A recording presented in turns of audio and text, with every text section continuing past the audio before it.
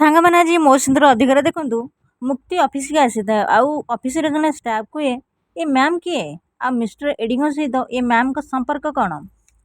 ନତାଶାର ସାଙ୍ଗ କୁହେ, କୁହ ମୁକ୍ତି କୁହ, ଚୁପ୍ କାହିଁକି ଅଛ? ନତାଶା କୁହେ, କୁହ ମୁକ୍ତି, ସମସ୍ତଙ୍କୁ କୁହ ଏଡ଼ିଙ୍କର ତମର କ'ଣ ହେବେ? ଆଉ ଆରେ ଏମିତି କେଉଁ ସମ୍ପର୍କ ଅଛି ଯେ ଏଡ଼ିଙ୍କ ସହିତ ତମେ କାହାକୁ କିଛି ବି କହିପାରୁନ? କୁହ କୁହ ମୁକ୍ତି। ଆଉ ଆଦି ସେଇ ଟାଇମ୍ରେ ଆସେ। ଆଦି କୁହେ, ମୁଁ କହୁଛି ନତାଶା। ଆଦି କୁହେ, ମୁକ୍ତି ହେଉଛନ୍ତି ମୋ ଗାର୍ଲଫ୍ରେଣ୍ଡ, ଆଉ କାହାକୁ କିଛି କହିବାର ଅଛି କି? ଆଉ ମୁଁ ଆପଣମାନଙ୍କୁ ବାରମ୍ବାର କହିଥିଲି ଆମେ ଏ ବିଷୟରେ ଜମା ବି ଡିସ୍କସନ୍ କରିବାନି। ତାହେଲେ ଏସବୁ କ'ଣ ହେଉଛି? କ'ଣ ଚାଲିଛି ଏଠି? ଯାଅ ଆଉ ଯେଉଁ କାମ ପାଇଁ ହାୟର କରିଛି ସେ କାମ କର, ଫାଲତୁ କାମ କରିବା ବନ୍ଦ କର। ବୁଝିପାରିଲ ତମେ? ଆଦି କୁହେ, ତମେ ମାନେ କ'ଣ ପାଇଁ ଏଠି ଠିଆ ହେଲ? ମୋ ଗାର୍ଲଫ୍ରେଣ୍ଡକୁ ଅନଉଛ ନା କ'ଣ? ଯାଅ ନିଜ କାମ କର। ତାପରେ ସେଠୁ ସମସ୍ତେ ଚାଲିଯାଆନ୍ତି, କିନ୍ତୁ ନତାଶା ସେଠି ଠିଆ ହେଇଥାଏ। ଆଦି କୁହେ, ଓକେ ଫାଇନ୍, ତାହେଲେ ମୁଁ ଗୋଟେ କାମ କରୁଛି, ଅଫିସଟା ବନ୍ଦ କରିଦେଉଛି, ତାପରେ ମୁହଁ ଦେଖା ବିଧିଟା ଷ୍ଟାର୍ଟ କରିବା ନା କ'ଣ?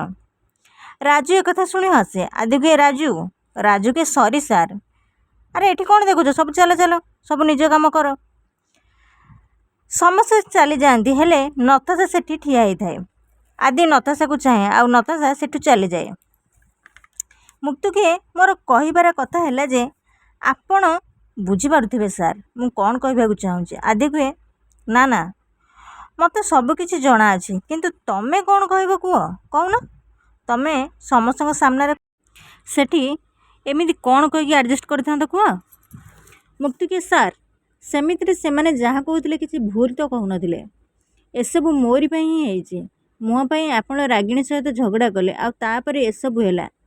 ଏବେ ଏ କମ୍ପାନୀର ଏତେ ବଡ଼ ଲସ୍ ହେଲା, ଆଉ ଏସବୁର ରିଜିନ୍ ତ ମୁଁ ନା, ସମସ୍ତେ ମୋତେ ହିଁ କହିବେ, ଆଉ ତାପରେ ତ ଆପଣ ଖୁସି ହେବେ ନା?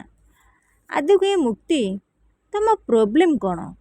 ସବୁବେଳେ ମୋତେ ଭୁଲ ପ୍ରୁଭ୍ କରିବା ପାଇଁ ଚେଷ୍ଟା କରୁଛ ତମେ। ତମ ପାଇଁ କିଛି କଲେ ବି ଭୁଲ, ନ କଲେ ବି ଭୁଲ। ମୁଁ ତମ ପାଇଁ ସେ ପ୍ରୋଜେକ୍ଟ ଛାଡ଼ିଲି ଆଉ ସେ ଆର୍ଗେନ୍ ଲେଡ଼ି ସହ ଦୁଶ୍ମନ କଲି, ତାପରେ ବି ଆଉ କ'ଣ ଚାହୁଁଛ ତମେ? ମୁକ୍ତି କୁହେ, ସାର୍ ମୁଁ ଆପଣଙ୍କୁ ସାହାଯ୍ୟ କରିବାକୁ ଚାହୁଁଛି। ଆଦି କୁହେ, ସାହାଯ୍ୟ? ଆଇ ନୋ, ମୁଁ ଜାଣିଛି ତମ ସାହାଯ୍ୟ କ'ଣ ହେଇଥିବ। ମୁକ୍ତି କୁହେ, ଦେଖନ୍ତୁ ସାର୍ ସତ କଥା ହେଲା ଏସବୁ କିଛିର ଆରମ୍ଭ ମୋ ପାଇଁ ହିଁ ହେଇଛି, ସେଥିପାଇଁ। ଆଦି କୁହେ, ସେଥିପାଇଁ କ'ଣ ମୁକ୍ତି? କହି ମୁକ୍ତି ପାଖକୁ ଯାଏ। ମୁକ୍ତି କୁହେ, ଆପଣ ଦୂରେଇକି ରୁହନ୍ତୁ ସାର୍, ଆପଣ ମୋର ଏତେ କ୍ଲୋଜ୍ ଆସିପାରିବେନି, ମୁଁ ଆପଣଙ୍କର ମିଛିମିଛିକା ଗାର୍ଲଫ୍ରେଣ୍ଡ। ଆଉ ଠିକ୍ ସେଇ ସମୟରେ ନତାଶାର ସାଙ୍ଗ ଆସେ ଆଉ ଆଦି ଦେଖିନିଏ। ତାପରେ ଆଦି ମୁକ୍ତିକୁ ହକ୍ କରିନିଏ।